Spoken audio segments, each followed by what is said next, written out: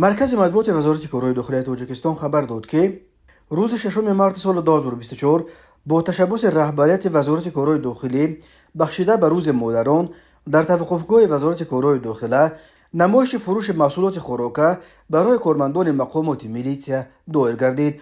گفته می شود در این یارمارکه محصولات غذایی از قبیل گوشت و برنج و روغن و شکر، تخم و ارد، کارتوشک و پیاز، نفهای گوناگون میوه و دیگر محصولات مورد نیاز مردم با نرخ‌های نسبت به بازار و مرکزهای سودا 30% ارزانتر پیشکش خریداران کرده شد. همچنین با تشبث رهبریت وزارت بعضی از محصولات خوراکواری به زنان کارمندان میلیسیا به طور رایگان تقدیم کرده شد. مرکز مطبوعات وزارت کارهای داخلی تاکید کرده است که در عرفه همگونه جشن و مراسم‌های عیدانه چنین نمایش‌ها پیوسته از جانب رهبریت وزارت کارهای داخلی تشکیل کرده می شود.